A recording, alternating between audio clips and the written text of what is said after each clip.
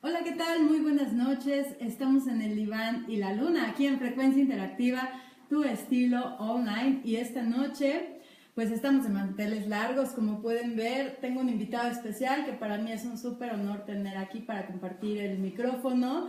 Está el doctor Gabriel Espíndola. Bienvenido, Gabriel. Gracias. Muchas gracias por aceptar la invitación, encantado, Gabriel. encantado. Muchas gracias. Y bueno, pues como sabes, esta noche estaremos hablando de psicosis, sobre psicosis. ¿Por qué nos da tanto miedo este tema? Quiero platicarte que el doctor Gabriel Espíndola tiene un doctorado en clínica psicoanalítica y una maestría en psicoterapia psicoanalítica por el Centro de Leia. Su área de interés gira en torno a temas de psicopatología, salud mental y reproducción humana. Es autor de publicaciones científicas sobre psicología institucional, psicoanálisis, psicopatología y grupos. Autor del libro Tiempos de un inconsciente freudiano, publicado en el 2002, docente de la licenciatura y la maestría, imparte las asignaturas de bases de psicoterapia, entrevista, diagnóstico y supervisión, ansiedad, depresión y duelo, sexualidad y género, entre otras. Pues bienvenido, muchísimas gracias. Gracias, Olga. De verdad, muchas gracias. Pues estoy muy entusiasmada de que estés aquí. El tema, por supuesto, es un tema súper interesante que creo que a muchos nos llama la atención y que de pronto valdría la pena pues ayudar al público también a quitar estos ideas que tenemos a veces sobre la psicosis. Como que es de estos temas que nos dan estrés. Mira, lo primero que habría que entender es que la psicosis no es solamente una entidad diagnóstica, sino en realidad es una especie como de espectro. Hay muchos tipos, hay muchas manifestaciones, pero entre todas ellas, digamos, o se caracterizan todas ellas por una condición específica que es la dificultad que uno tiene de poder relacionarse con la realidad, ¿no? Entonces, ¿qué quiere decir eso? Que cuando empezamos a tener dificultades para reconocer lo que vemos, lo que oímos, para diferenciar si lo que estamos observando es algo que está allá afuera, es algo que está dentro de nuestra propia mente, ¿no? Por ejemplo, un buen ejemplo que a lo mejor nos es sí muy familiar para todos es, por ejemplo, soñar. Los sueños, en realidad, pues cuando uno está dormido, uno está viendo cosas, uno está escuchando cosas.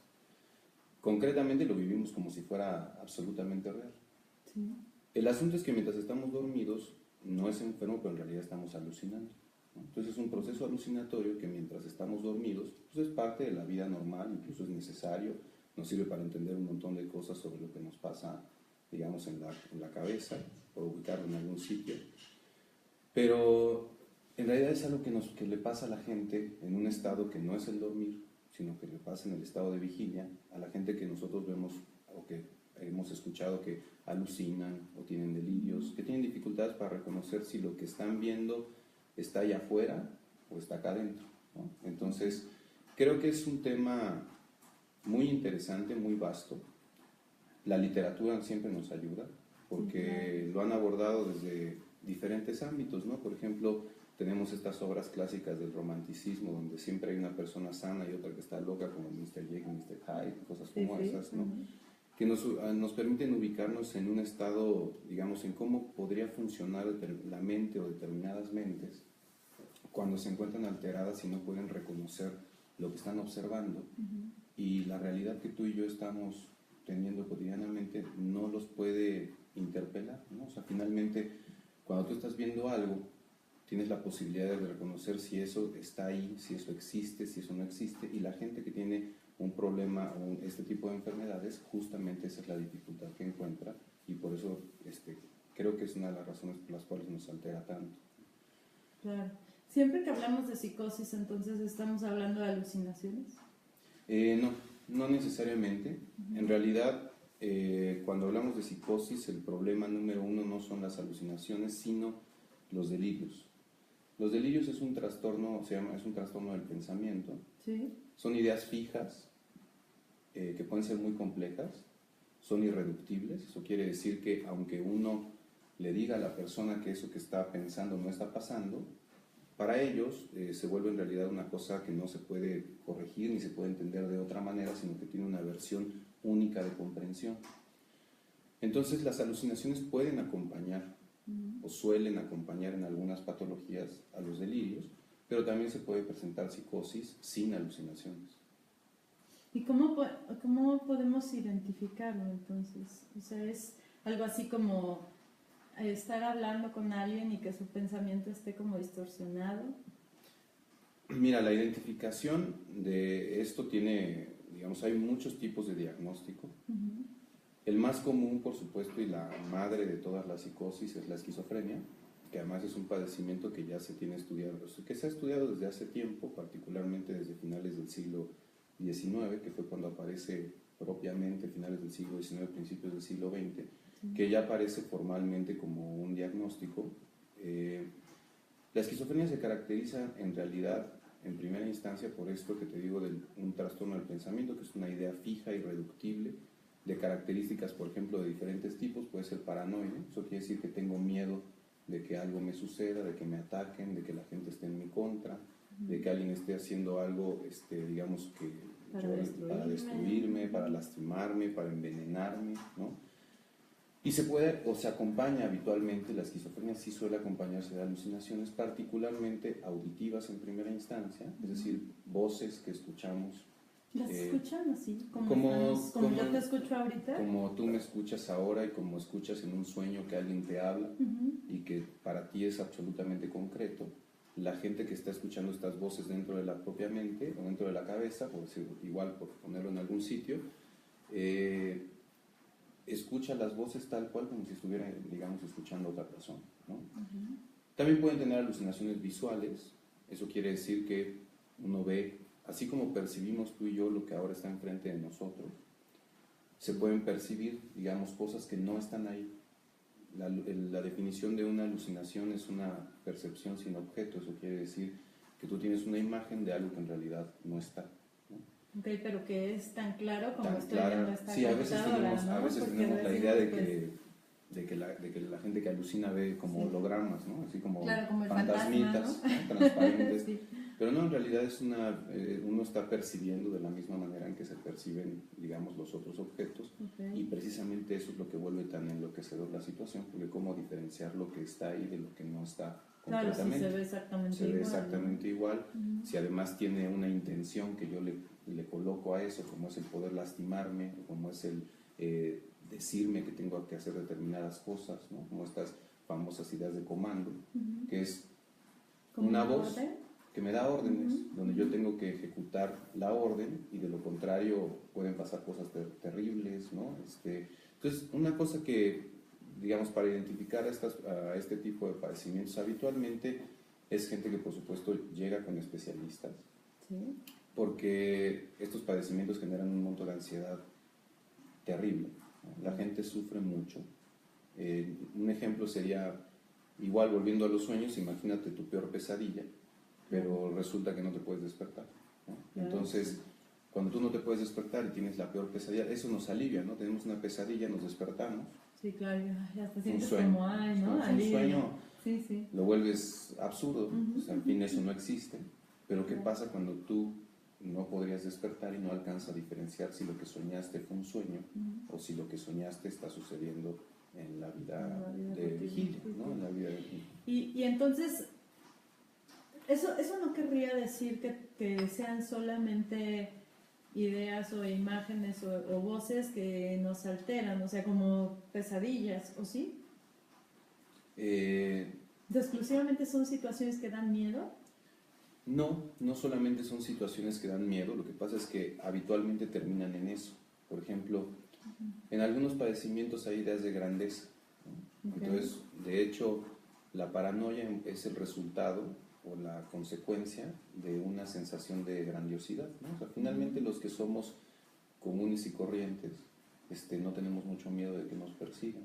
Al final, claro, somos uno más, pero cuando tú eres una persona muy importante o tienes esa convicción o tienes alguna clase de don que de alguna manera asumes que es así, o tienes algo tan especial, pues obviamente vas a tener en la mente la idea de que otros quieren eso que tú tienes o que te lo quieren quitar.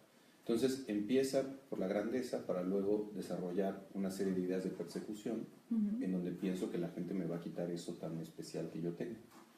Entonces lo que empezó como algo muy valioso, un don sobrenatural, una misión de, por ejemplo, redimir a una serie de personas o algo por el estilo, después termina en un... Como atacándote, ¿no? Como regresando a destruirte o amenazarte. Como si tienes el coche del año más caro y sales y sales a esta ciudad tan segura. ¿Quién sabe por qué? Exactamente, creo que lo primero que tienes miedo es que te va a pasar algo por el coche porque te van a secuestrar, ¿no? Los que somos comunes corrientes mortales, no estamos tan preocupados, más allá de lo habitual, ¿no? De que eso suceda, ¿no? Ok.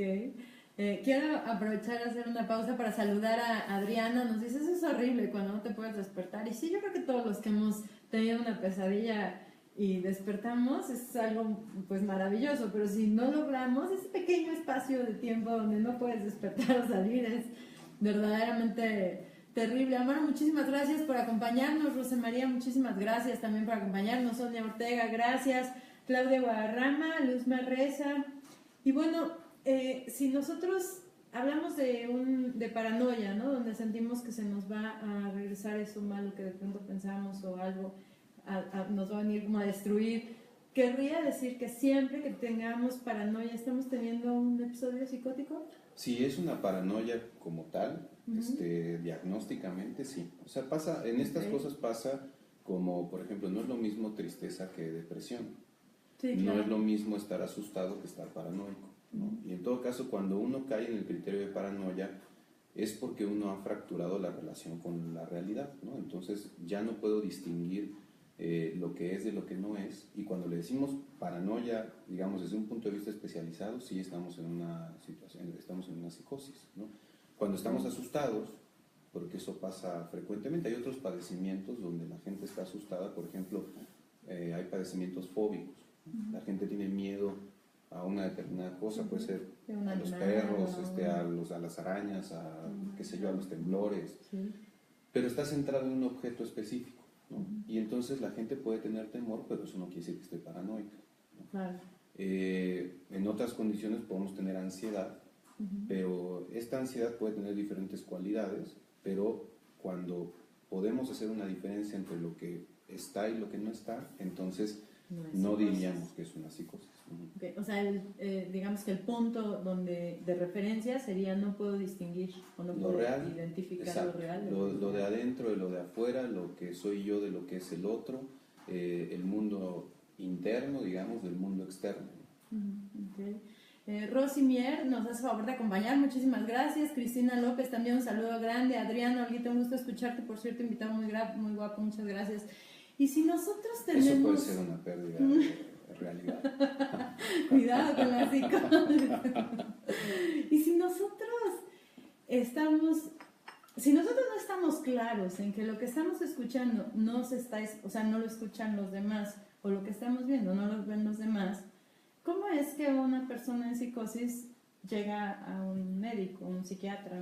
Habitualmente es referido por los familiares, por una institución, digamos, depende obviamente de la gravedad, pero normalmente la gente viene porque los familiares empiezan a notar que están muy angustiados. Por ejemplo, esto empieza habitualmente, los pacientes con este tipo de padecimientos aparecen fundamentalmente en la adolescencia y tardíamente hacia la cuarta década de la vida, ya los más tardíos, ¿no? Que suele ser la esquizofrenia paranoide, la última aparición. Pero normalmente son llevados a tratamiento porque hay una ansiedad desmedida, porque empiezan a aislarse. Si están asustados, obviamente una de las consecuencias es empezar a refugiarse en pequeños territorios que consideran que son seguros, la habitación, pues ni siquiera zona de confort, en realidad diría que el mundo se te empieza a hacer chiquito, ¿no? Y entonces de pronto cada vez tienes que estar recluido en pequeños lugares, en lugares que consideras seguros. Sí, sería como cada vez más peligroso exponerte, ¿no? Exactamente, porque resulta que entonces la persona que está fuera de tu casa, que es la que vigila el condominio, o es la que trae el correo, también es parte, ¿no? Entonces empieza a ampliar. Así es, y una de las características es que empieza focalizado, pero habitualmente empieza a haber una ampliación. Es como los celos, ¿no? Nada más que hay una versión de celos que es psicótica, que es paranoica, pero en los celos normales uno empieza con celos de una persona y de pronto los celos empiezan a extender a más personas, a más circunstancias, hasta el punto en que de pronto en realidad no podemos diferenciar del todo si lo que está sucediendo es real o no lo es, ¿no?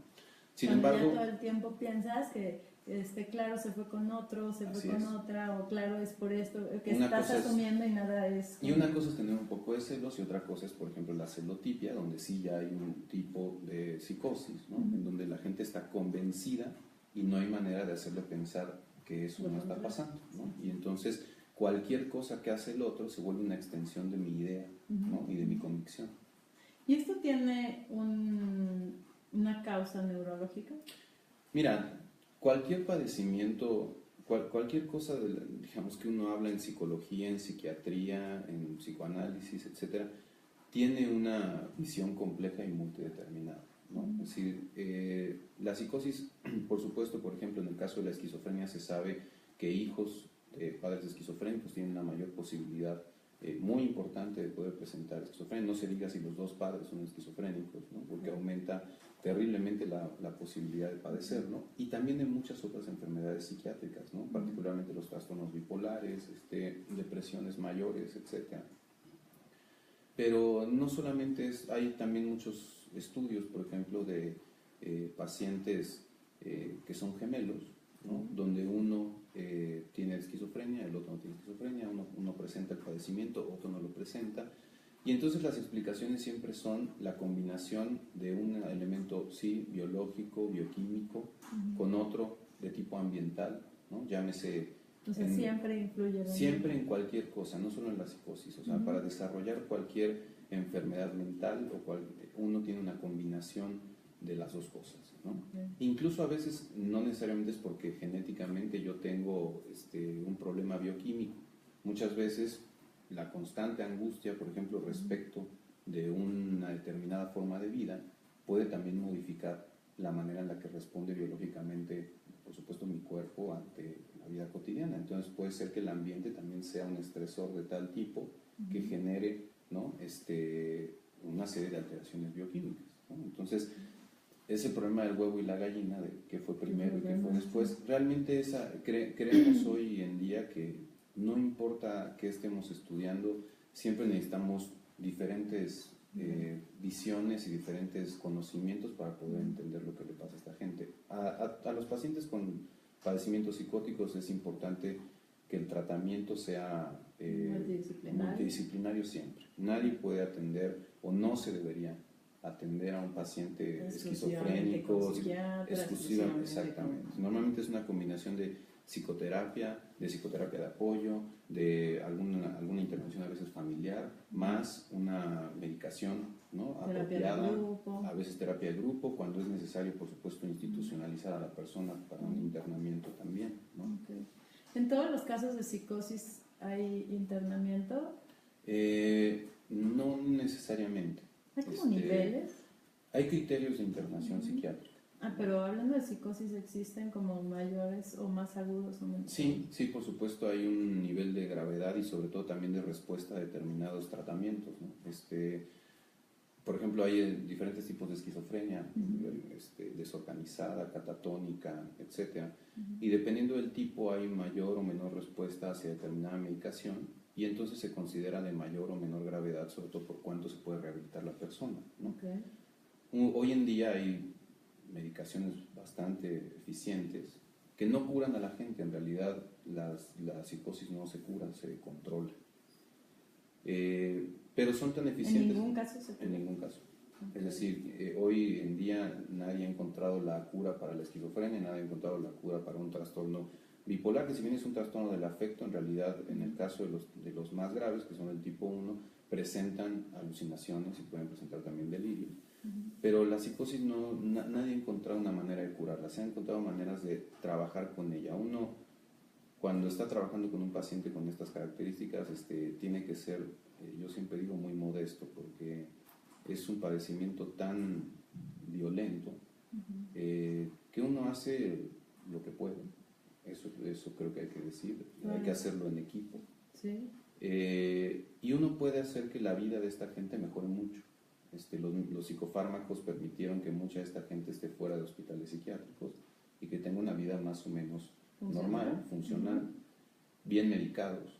Uno de los grandes problemas de que vuelva a aparecer la sintomatología es porque los pacientes dejan de tomar sus medicamentos cuando se empiezan a sentir mejor. Y a veces no hay el apoyo familiar suficiente para controlar que la gente pueda llevar un buen tratamiento, ¿no? Porque además es muy costoso, es toda una infraestructura la que acabamos de mencionar. Sí, Imagínate, claro. psiquiatra, médico internista, psicólogo, psicoterapeuta, etcétera, es muy caro, tanto a nivel estatal como a nivel privado, ¿no? Sí, por supuesto. Cualquier psicólogo, hablando de las diferentes teorías que existen, puede vender psicosis. Los psicólogos en realidad no somos los más indicados para atender pacientes psicóticos. Es decir, es la psiquiatría la que se ha dedicado a la atención de los trastornos mentales, y los psicólogos pueden hacer diferentes especialidades para atender a este tipo de pacientes, particularmente para hacer acompañamiento terapéutico, para hacer algún tipo de psicoterapia, coadyuvando a la psiquiatría. A los psicólogos nos va mejor y a los psicoterapeutas nos va mejor con padecimientos menos graves, ¿no? Que Entonces, en terapia, ¿quién sería el recomendado? ¿El psiquiatra? Sí, definitivamente. Los psiquiatras serían la elección número uno para este tipo de... Y normalmente lo que pasa es que los psiquiatras ya no son muchos los que dan terapia. Es decir, hoy en día su modo de tratamiento se ha vuelto mucho más el psicofármaco. Pero sí, por supuesto, si son psiquiatras que además hacen psicoterapia, normalmente se apoyan en realidad de todo un equipo, y ahí es donde entra el psicólogo y el psicoterapeuta haciendo un trabajo importante con la familia y también con el paciente, ¿no? Okay. Hablas de esquizofrenia y trastorno bipolar. ¿Algún otro trastorno? Son muchos, mira, hay esquizoafectivo, esquizofreniforme, hay versiones del trastorno obsesivo compulsivo, que en realidad es un trastorno de ansiedad, pero que presenta ideas delirantes. Por ejemplo, gente que siente o tiene la convicción de que está envenenada, entonces llega a tomar cloro, ¿no? Entonces, aunque es un trastorno obsesivo compulsivo, digamos que la distorsión de la relación con la realidad es tan amplia que se vuelve también un padecimiento psicótico, ¿no? Hay un síntoma psicótico asociado al trastorno obsesivo compulsivo. En realidad el trastorno bipolar que he mencionado es un trastorno afectivo, no es considerado como de inicio trastorno psicótico, pero puede tener manifestaciones psicóticas. La depresión puede tener manifestaciones psicóticas. Puedes tener una persona deprimida que de pronto la depresión es tan severa que puede presentar alucinaciones y delirios, ¿no? O alucinaciones o delirios, a partir de lo que de cómo están afectadas, digamos, emocionalmente. Entonces, hay muchos padecimientos, por eso te decía que es un espectro, y hay otros padecimientos donde se pueden presentar síntomas, a veces temporales, de psicosis, sin que sea propiamente una psicosis como tal, ¿no? Entonces, por ejemplo, como te decía, la depresión es un trastorno afectivo también, pero puede presentar síntomas psicóticos, ¿no? En casos muy particulares, ¿sí? Andrés Quijosa nos manda saludos. Ojalá puedan guardar el programa en podcast. Varios de Leia quisiéramos poder compartirlo. Sí, Andrés, de hecho, terminando el programa, publicamos en el canal de YouTube de Frecuencia Interactiva, y también estamos en SoundCloud. Ahí pueden encontrar todos los podcasts, soundcloud.com, y todo esto se comparte a través de nuestras redes sociales como son Facebook, Twitter. Irma Vincent, muchas gracias. Olguita, es un gustazo verte y escucharte. Sabios comentarios, muchísimas gracias, Irma. Jess también está por aquí. Jessica, muchísimas gracias por acompañarnos. Marcelino, muchas gracias, Marcelino, por conectarte. ¿Qué tal? Buenas noches, cerrando el día con su maravillosa compañía. Muchísimas gracias. También ya está por aquí el doctor José Antonio Roca, a quien mando un fuerte abrazo. Gracias por acompañarnos, José Antonio. Y bueno, es un tema que abarca como muchos subtemas, por llamarlo así, ¿no? Y que al final creo que hay un factor común, y es que al oír psicosis nos da temor. Claro. ¿Por qué nos da miedo? ¿Porque no la entendemos? Yo creo que cualquier cosa que no entendemos tendemos a aislarla, a hacerla a un lado y a pensar que no tenemos nada que ver con eso, ¿no? Okay. Entonces, en realidad creo que no la entendemos, y creo que la psicosis no nos es tan ajena. Como te decía, en algún sentido tenemos una particular digamos, una probadita de eso en los sueños, digamos, Sí. pero no solamente en los sueños, a veces tenemos la sensación de que nos empezamos a volver locos cuando estamos demasiado ansiosos, ¿no? Sí. Y me parece que el miedo tiene que ver con lo diferente, pero también con la familiaridad. Es decir, si fuera algo que solamente le pasa a determinado grupo de personas, pues tal vez uno estaría convencido de que uno no estaría tocado por ese tipo de conflictos. Pero en realidad creo que en muchos momentos sabemos que las cosas que estas personas narran, cuentan, son cosas que nosotros también pensamos en muchas ocasiones. Por ejemplo, hablábamos hace un momento de la idea, por ejemplo, de un secuestro, ¿no?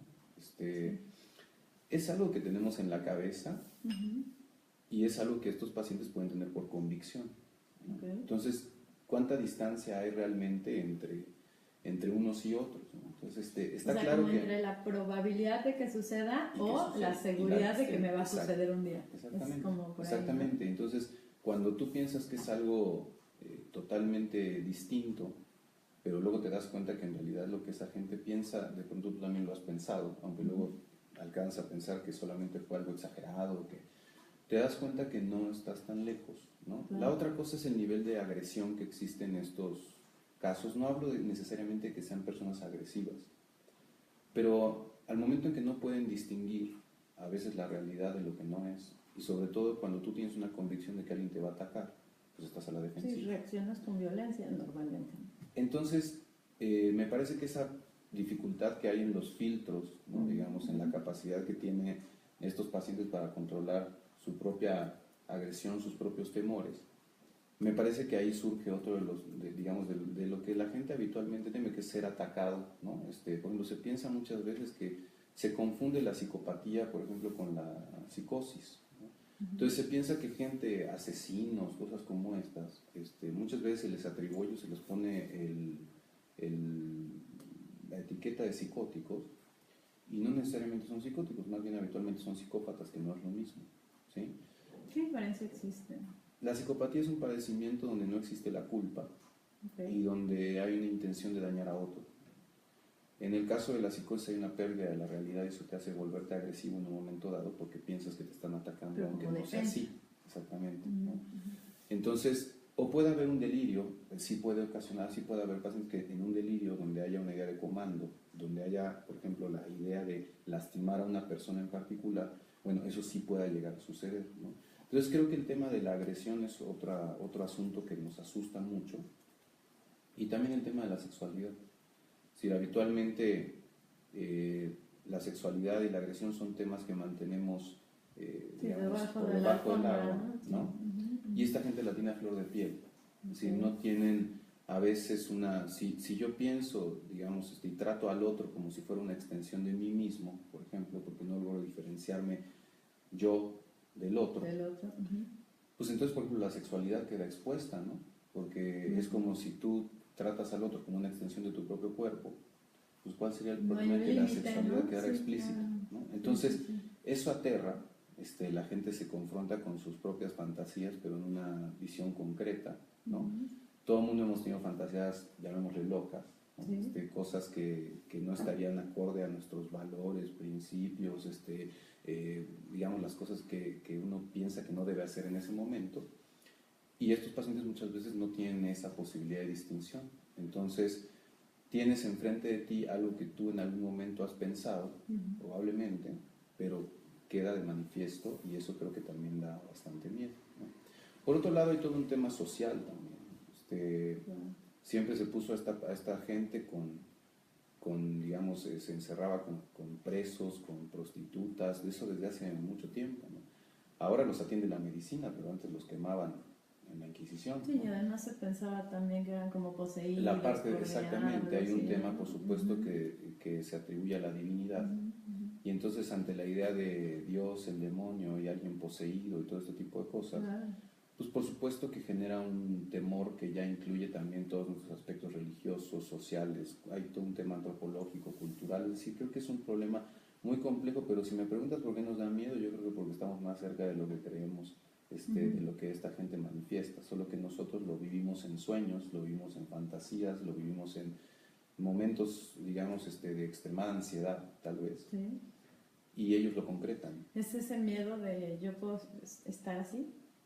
A mí me puede pasar eso en cualquier momento. He pensado, como una amenaza de que, he pensado en hacer eso, solo que nunca me hubiera animado, ¿no? O eso que, digamos, encuentro que el otro me narra, no me resulta tampoco familiar, solo que no me atrevería a decir. Está actuando, ¿no?, nuestras fantasías, nuestros por ahí, como si quedara, exacto, como si quedara el inconsciente a flor de piel, digamos. Una de las grandes cosas que aportó Freud con el tema de la psicosis, por ejemplo, no es necesariamente un tratamiento. El psicoanálisis no es un tratamiento, digamos, eficiente con la psicosis. Se hace lo que se puede, como dije, ¿no? Pero una cosa que aportó Freud fue la posibilidad de entender la lógica de lo que era aparentemente ilógico, ¿no? Entonces, desde 1911, que publica este famoso caso del magistrado Schreber, lo que él hace es simplemente darle coherencia a lo que parecía que era absoluta incoherencia. Ahí nos dimos cuenta que hay una lógica, digamos, en todas estas ideas. Y cuando uno se pone a indagar esa lógica, de pronto encuentra que uno también está expuesto a esa clase de pensamientos, aunque habitualmente la realidad y la conciencia de lo que haces, ¿no? No te permite o te lleva en otra dirección, pero eso no quiere decir que no lo hayas pensado. Pero es porque está como un filtro, ¿no?, que va como reprimiendo algunas cosas y exponiendo otras. Claro, para poder vivir en sociedad, en santa paz, bueno, no pasa mucho. Sí, de santa paz, pues bueno. Sí, pero por lo menos hay toda una serie de expresiones. Por ejemplo, los niños expresan también esto en los juegos, lo expresan en los dibujos. Claro. Hay un momento en la vida en donde esto queda totalmente expuesto, las ansiedades que tienen los niños, por ejemplo, de morir, de ser atacados, ¿no? Si te pones a pensar, ¿cuánta diferencia hay entre un terror nocturno, por ejemplo, de un niño de 4 o 5 años que asume y casi está cierto de que debajo de la cama hay un hombre, hay algo que lo va a lastimar?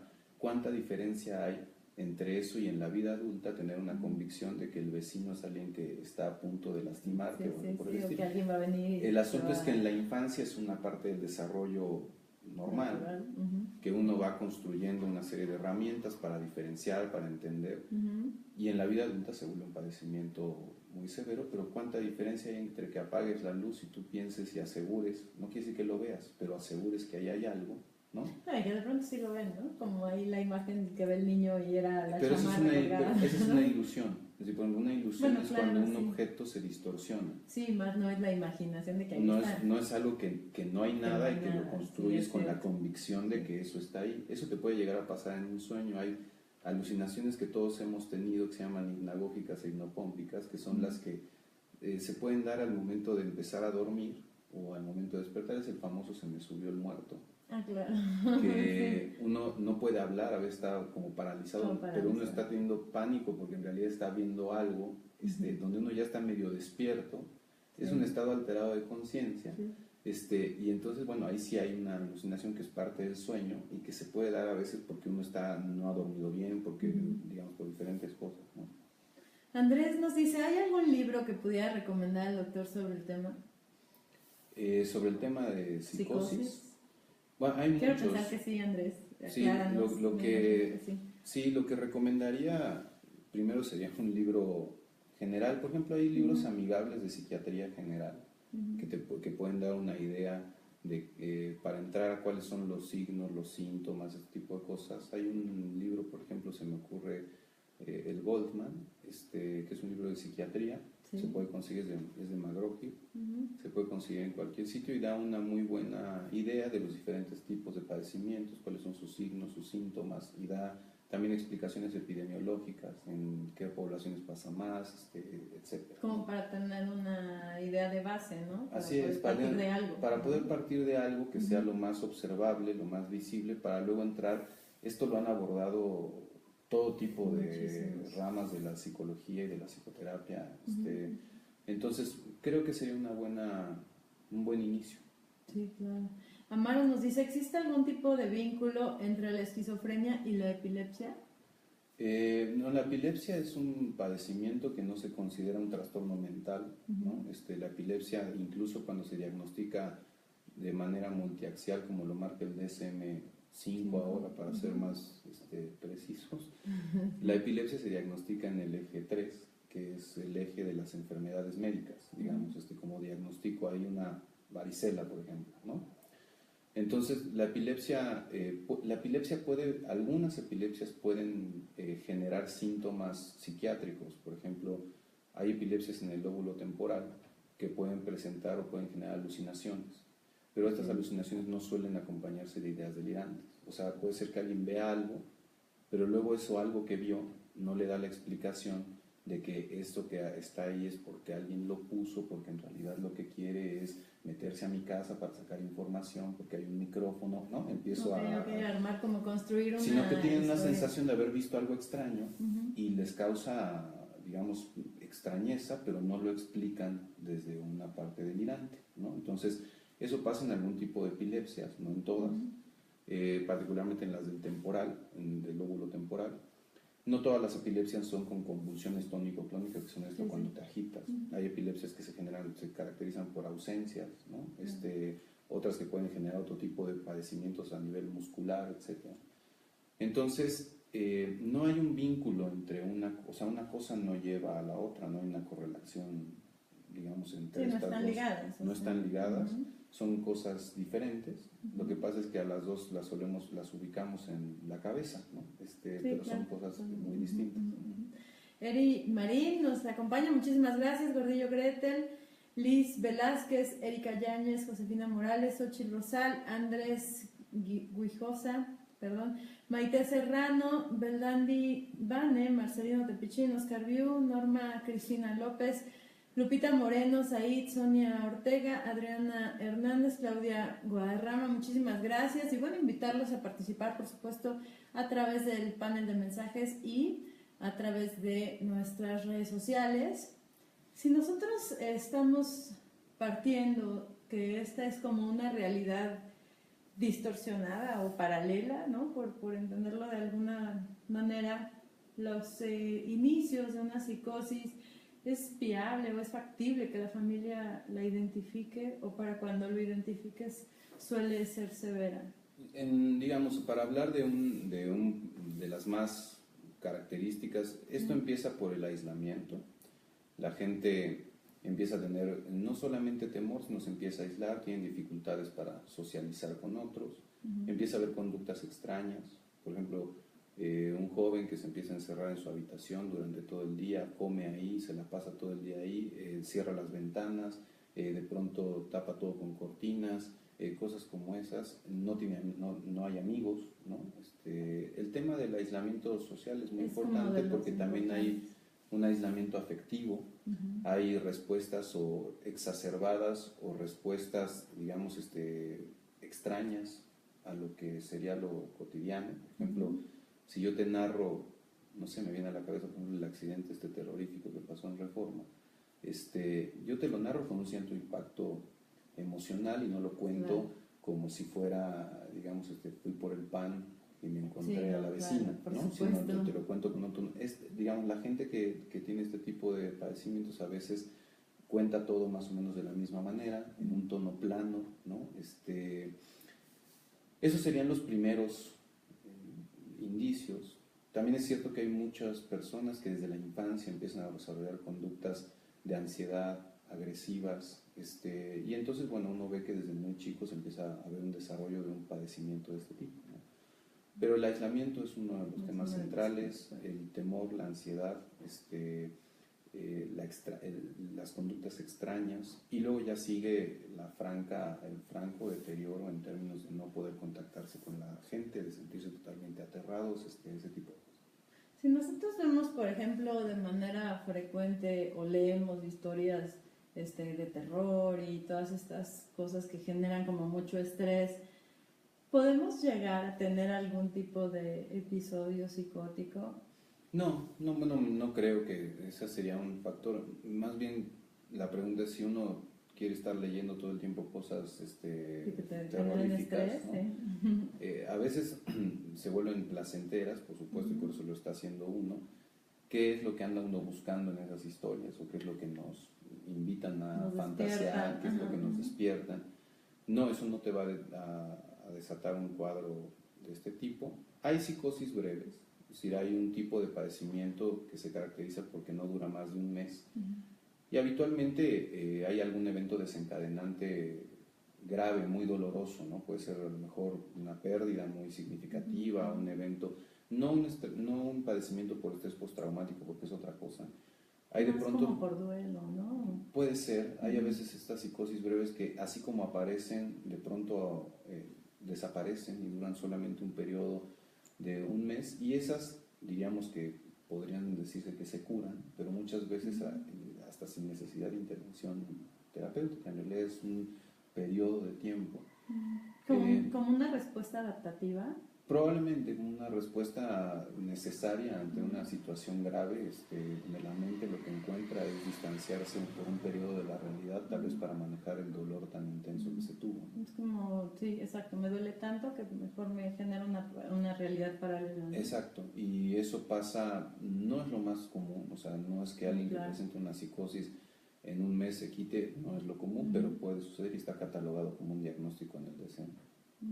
Sonia Ortega nos dice, ¿a qué edad se puede presentar la psicosis? Desde la infancia. En realidad esto puede ser desde muy chiquitos. Los niños se caracterizan por ansiedad, insomnio, heteroagresividad, confusión, hasta, si es una esquizofrenia, hasta los 40 años aproximadamente, ¿no? Es la aparición más tardía, aunque habitualmente ya hay un tipo de pensamiento un poquito bizarro, la gente se extraña, etcétera.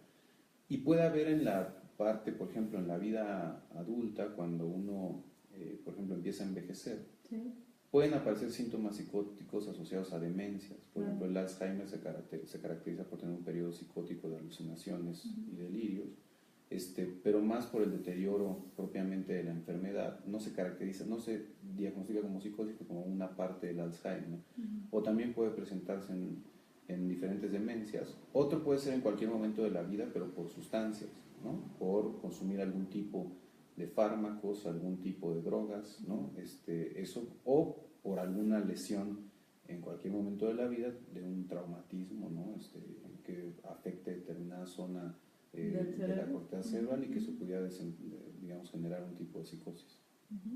Andrés nos dice, ¿qué tan fuerte puede ser una experiencia para provocar psicosis? ¿Es Andrés Guijosa? Sí. Ese Andrés hace más preguntas aquí que en clase. Bueno, qué bueno. ¿Cómo era? Quiere su 10. ¿Qué tan fuerte puede ser una experiencia para provocar psicosis? La fuerza de una experiencia no lo determina la experiencia en sí misma, sino cómo es que una persona lo vive, ¿no? Claro. O sea, no podríamos catalogar de vivencias trágicas. No hay un termómetro. Claro, más bien es la realidad interna de cada uno lo que determina qué tan violenta es una experiencia. Puede haber gente que genera un cuadro psicótico porque murió el gato, claro, ¿no? Claro. Y hay quien pierde toda la familia y no tiene esa misma respuesta, ¿no? Entonces, la experiencia nunca por sí misma va a determinar la aparición del padecimiento, y en mucho tiene que ver con cómo lo podemos nosotros, o sea, cómo lo experimentamos a partir de nuestras propias emociones. Ok, bueno, vamos a hacer una pequeña pausa. No, todavía no. Ok, si nosotros ya podemos como hablar de, nos da miedo entonces porque sabemos que nos puede pasar, ¿no? O sea, que lo podemos tener, porque estamos viendo que se actúa algo que sí hemos pensado, ¿no? Principalmente, y bueno, también porque en las religiones y así también se ha presentado esta parte de, pues es el diablo, ¿no? Está poseído y entonces es terrible, pero la parte de las drogas también detona psicosis. Así, habría dos características, ¿no? Una son drogas que propiamente generan síntomas psicóticos, ¿no? El LSD, por ejemplo, que genera alucinaciones, o cuadros de deterioro, es decir, ya donde la droga ha lesionado de tal manera la corteza cerebral o diferentes partes del sistema nervioso que producen un cuadro psicótico, pero que se conoce como secundario a sustancias, ¿no? Es decir, el origen no es que la persona haya estado enferma de origen, sino que lo enfermó el consumo de las sustancias, ¿no? Esto sucede con muchos tipos de drogas como solventes, inhalantes, o sea, toda la parte de lo que uno inhala es lo más violento porque va directo a la corteza cerebral por la nariz, ¿no? Pero también el LSD, otro tipo de drogas, ¿no? Prácticamente hay gente que dice que, por ejemplo, la marihuana no produce. En determinados pacientes se ha encontrado que la marihuana también llega a producir a partir incluso de un consumo único episodios psicóticos severos. ¿En un consumo único? Sí, y se han encontrado diferentes tipos de pacientes que por ahí tienen alguna predisposición, digamos, a particularmente a cannabis. Pero ese sería, digamos, con las sustancias, prácticamente cualquier cosa, incluso un envenenamiento que no necesariamente tengas por una droga, ¿no? Por ejemplo, tienes una falla renal, eso va a producir un delirium, que no es un delirio, claro, es un delirium, sí. es un cuadro médico de terapia intensiva y eso te puede producir un estado psicótico, pero secundario a causa médica. Ok, vamos a hacer una pequeña pausa. Vamos a escuchar a Maro Rosal interpretando alguna melodía con piano y en un momento regresamos. No te vayas, estás en Frecuencia Interactiva. Esto es El Diván y la Luna y estoy en entrevista con el doctor Gabriel Espíndola. Regresamos.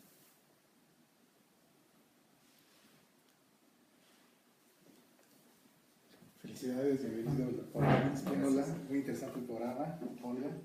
Espero que les guste este tema musical.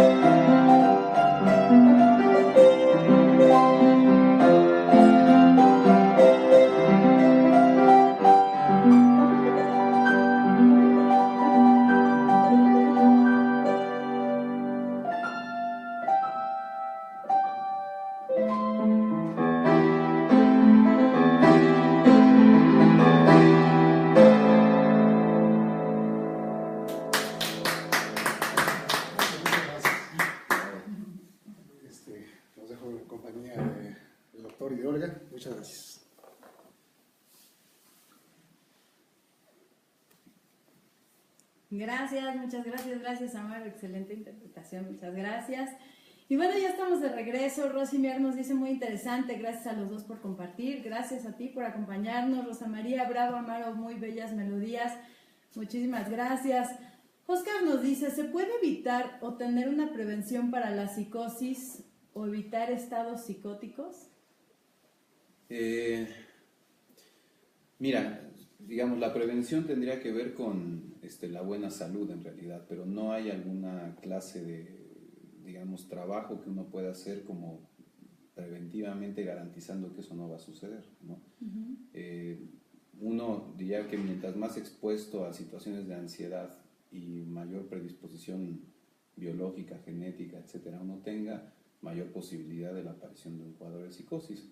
Digamos que la buena vida sería la buena vida sería la mejor prevención. La buena vida es la vida saludable, la vida de un entorno sano, un ambiente sano, con una familia sin consumo de drogas, con poca violencia o nada de violencia, ¿no? Así es. Situaciones así. Sí, más o menos la vida promedio uno puede, por supuesto, evitarse las ansiedades comunes, ¿no? Pero sí, un entorno social más o menos bueno, una familia donde prevalezca un clima de afecto, ¿no? Y el cuidado del cuerpo, ¿no? Sí, bueno, claro, por supuesto. ¿La alimentación tiene que ver con las no hay ninguna clase de relación que se conozca al menos. Salvo que la gente que padece de este tipo de cosas normalmente no se cuida en ese sentido, ¿no? Pero más bien es al revés. El padecimiento provoca un deterioro de los cuidados generales, tanto de higiene, de alimentación, etc. Okay. ¿Trastornos de alimentación están relacionados con psicosis? Mira, es un tema interesantísimo porque en realidad dentro de las categorías diagnósticas se diagnostican distinto, ¿no? O sea, un trastorno de alimentación no entra dentro de pero en el caso, por ejemplo, de la anorexia en situaciones muy graves, ¿sí? La distorsión de la imagen del cuerpo y la convicción en realidad es delirante, ¿no? Es decir, no se está alucinando propiamente, en todo caso hay una ilusión de cómo se distorsiona la imagen del cuerpo, pero la convicción es delirante, al grado de que la gente se puede morir, ¿no? Entonces, es delirante el conteo de calorías, es delirante la convicción que se tiene de estar esbelto por una determinada cosa, cómo la comida se empieza a volver tóxica, ¿no? Entonces, lo que en buena medida es algo rico y que te hace bien, se transforma en algo, ¿no? Que se vuelve una especie de veneno que te está destruyendo por dentro, ¿no? Entonces, si bien no entra dentro de un cuadro propiamente psicótico, en realidad los síntomas de padecimientos muy graves, o sea, en una medida muy grave, sí tiene una convicción delirante que sería psicótica. Nos quiero enviar también un saludo a Elfis Guay, a Rodrigo, a Marisol, a Gaby, a Doris. Muchas gracias por acompañarnos. Marcelino Bravo, Rosy Mier. Gracias, Amaro, hermosa la interpretación. Andrés, nuevamente, muy buena canción. Muchísimas gracias, Andrés. Y bueno, prácticamente se nos está terminando el tiempo. A mí me gustaría preguntarte, ¿el paciente que vive psicosis sufre? ¿Se da cuenta de esto? O sea, ¿hay sufrimiento? Sí, hay un sufrimiento terrible.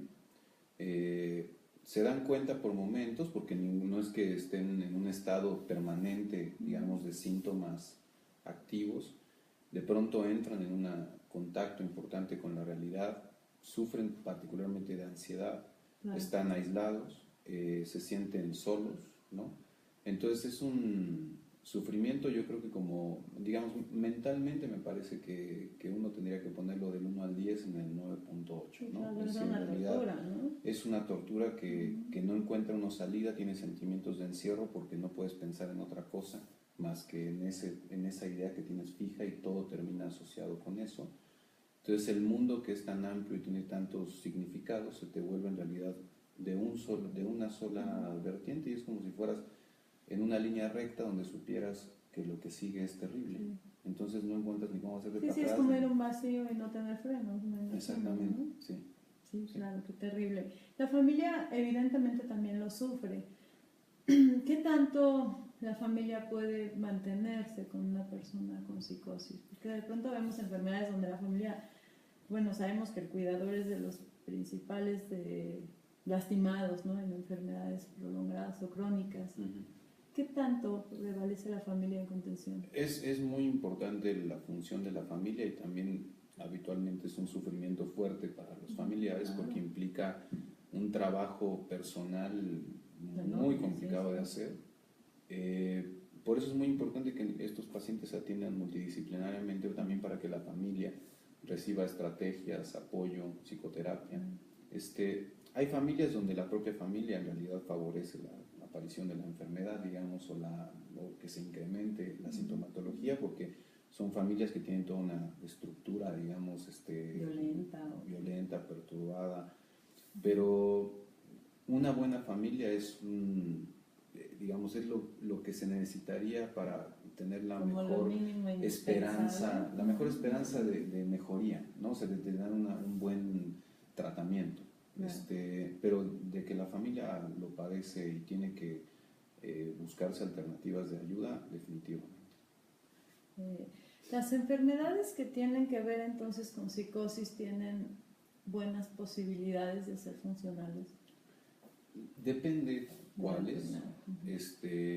Diría que con un buen tratamiento se incrementan mucho las posibilidades de tener una vida funcional. No normal, digamos, como al 100%, claro. Pero una vida funcional, donde la gente puede tener un empleo, donde la gente puede ser independiente relativamente, donde hay que tener siempre un ojo puesto, digamos, pero donde puede haber una cierta... Sí, creo que no en todos los casos, pero en muchos de ellos sí. Sí, es como viable, ¿no? Es viable. O sea, si hay una buena oportunidad. Es viable, sí. Y el sufrimiento del paciente viene porque sí se da cuenta que lo que vivió es una alucinación. El sufrimiento es antes, durante y después. O sea, no solamente cuando se da cuenta de que hay algo que él veía que nadie más veía. Exacto, ahí es un tipo de sufrimiento, pero durante la propia vivencia también hay sufrimiento porque suele aparecer cosas desagradables, no suelen alucinar cosas hermosas, ¿no? Ni tampoco las... amenazantes principalmente. Son, digamos, en la mayor parte de los casos son temas que generan paranoia, ¿no? Pero no solo, pero en la mayor parte de los casos. Sí, entonces sufren antes, durante y después. ¿Qué tanto un hospital psiquiátrico es recomendable? Y esto lo pregunto pensándolo como desde este miedo que existe a los hospitales psiquiátricos, especialmente voy a hablar de México porque desconozco en otros lugares, pero como que pensamos en un hospital psiquiátrico allá en lo oscuro, en el fondo, abandonado, donde a nadie le interesa lo que sucede. ¿Qué tan cierto es esto? Mira, el hospital psiquiátrico no solamente sería recomendable, en un momento dado es necesario para salvaguardar la vida de una persona, ¿no? Puede ser por psicosis, pero también puede ser en casos de, por ejemplo, pacientes con recurrentes o con intentos de suicidio, por ejemplo, o con ideas suicidas, que son uno de los indicadores para hacer una internación psiquiátrica. La infraestructura en nuestro país es una porquería.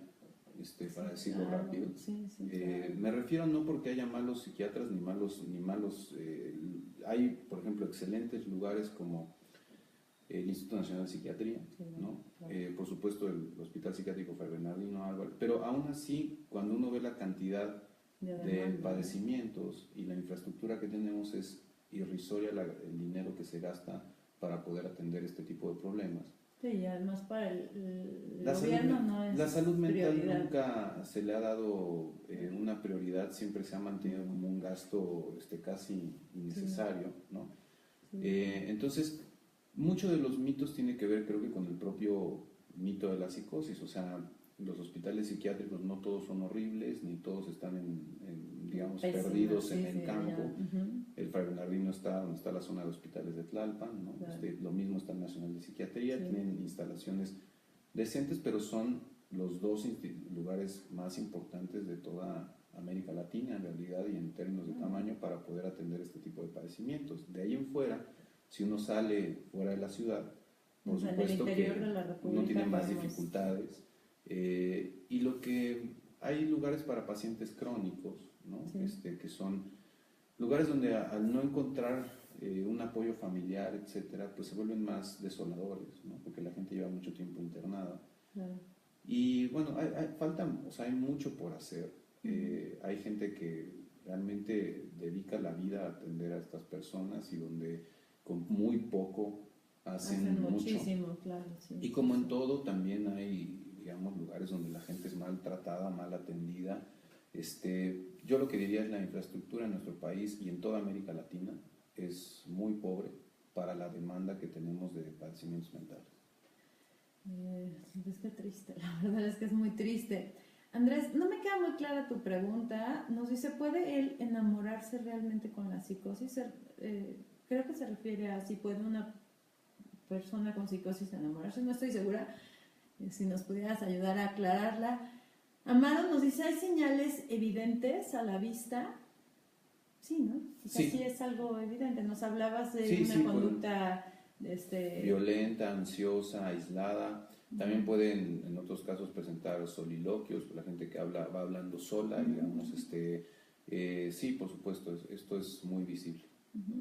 Amaro nos dice, en algunos casos y lugares se siguen aplicando terapia de choques eléctricos, ¿o es una leyenda urbana? No, la terapia electroconvulsiva se sigue utilizando. Lo que pasa es que les recomiendo una película ahora en Netflix que se llama Nice, es buenísima, brasileña, sí. De una psiquiatra de los años 40, si no recuerdo, en Brasil. Sí.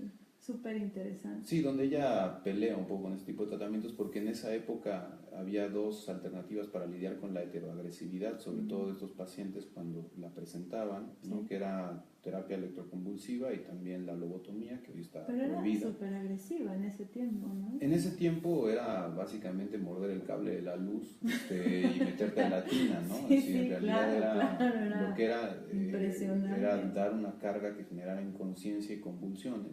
Claro. Para hacer una especie de reset, ¿no? Como me acuerdo de cuando le pegabas al Nintendo, ¿no? O a la tele para que se volviera a prender.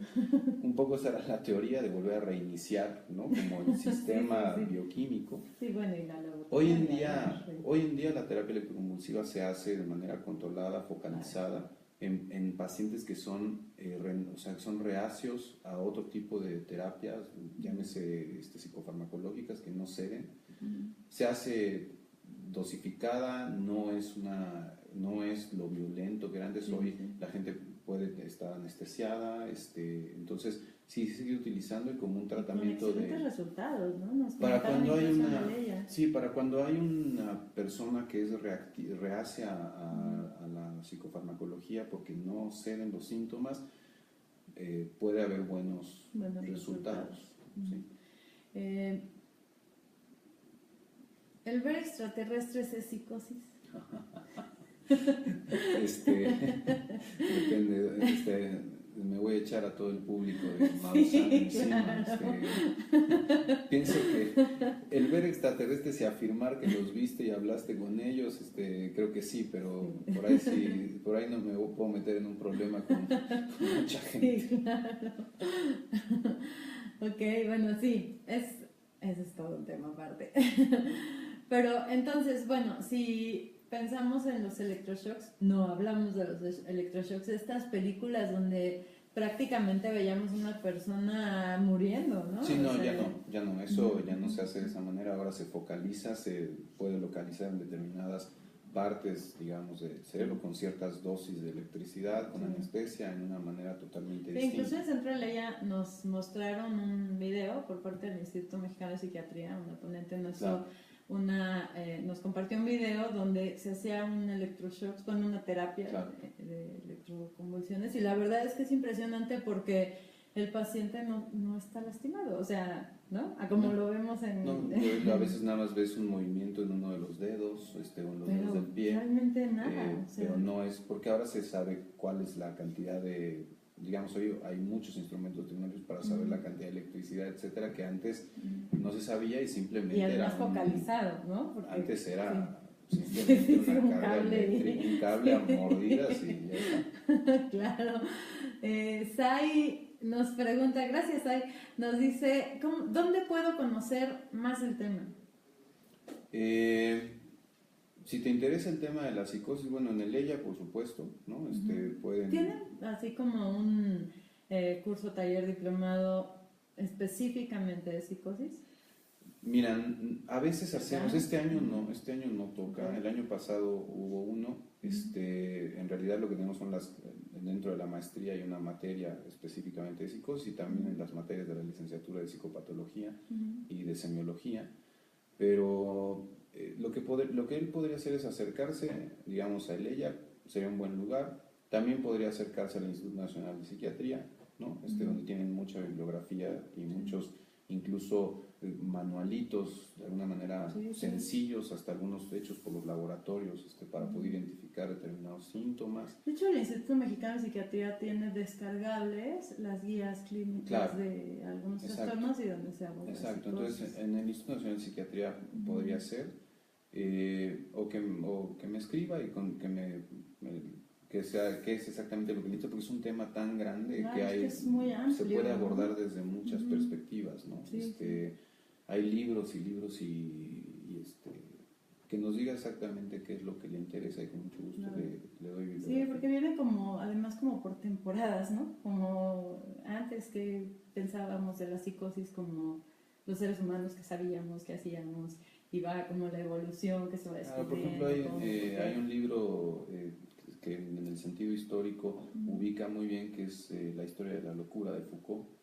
Ese libro se consigue en Gandhi o en el sótano, donde sea, y es un libro que son 2 pequeños tomos que ubican muy bien en cómo ha sido entendido este padecimiento, por lo menos hasta mediados del siglo XX. Okay. De los talleres que tiene ELEIA, para quienes no lo saben, los sábados, algunos sábados del año, de 10 a 1 de la tarde se dan ciertos talleres. ¿Hay algo, no, enfocado a psicosis? No, este año no. Este año no tocamos el tema de psicosis. Hay diferentes, pueden verlos en la página, está todo el calendario anual, en la parte de educación continua. Es www.centroeleia.edu.mx. Okay. Con gusto ahí lo compartimos en el panel de mensajes y por supuesto en Facebook. Dan, me da mucho gusto que nos escribas. Muchísimas gracias, Dani Pacheco. Nos dice, ¿en qué momento se utiliza la técnica con electroshocks? En padecimientos muy puntuales, depresiones muy severas con ideación suicida o con intentos de suicida recurrentes. También en algunos padecimientos psicóticos, algunos tipos de esquizofrenia, pero sobre todo cuando no han sido posibles ser tratados con psicofármacos y terapia. Especialmente, ¿verdad? Cuando no hay un resultado óptimo a través del medicamento. Y bueno, si nosotros estamos en un tratamiento con psicofármacos y se suspenden, ¿cuáles son los riesgos? Y esto te lo digo porque es como muy común, ¿no? En algunos trastornos. Mira, ahí yo no soy el más indicado porque no soy psiquiatra, pero depende del tipo de fármaco, ¿no? Hay algunos que no generarían un problema, pero hay otros que sería riesgoso dejarlos de un día para otro, sobre todo si se han tomado durante un buen periodo de tiempo, ¿no? Entonces, cualquier medicación es tan importante suspenderla por indicación como de iniciarla por indicación, ¿no? Y ahí creo que sería más un psiquiatra quien tendría que contestar eso. Ok, pues bueno, en realidad ya se nos terminó el tiempo. Muchísimas gracias, Gabriel. No sé si te gustaría cerrar con algo más sobre este tema interesante. Pues no, si quieres me vuelves a invitar, ¿no? Eso me encantaría, muchas gracias. Muchísimas gracias. No, nada más, muchas gracias, con mucho gusto y bueno, gracias a todos los que preguntaron. Gracias, muchas gracias. Y bueno, encontramos también este podcast en nuestras redes sociales, en el canal de YouTube, está a partir de hoy en la noche, bueno, terminando este programa, y les recuerdo, los podcasts en audio los pueden descargar en la página de SoundCloud. Muchas gracias a todos los que nos hicieron favor de participar y también, por supuesto, a Frecuencia Interactiva. Quiero, como hemos hecho en estos últimos días, recordar a nuestro amigo Alexis Cinta, quien era locutor de La Vuelta al Mundo en 3600 segundos. Que descanse en paz. Muchas gracias a donde quiera que estés, Alexis, por todo lo que aportaste a Frecuencia Interactiva. Muchas gracias, Gabriel. Y también quiero aprovechar para decirles el próximo jueves a las 8:30 de la noche el ABC del Marketing.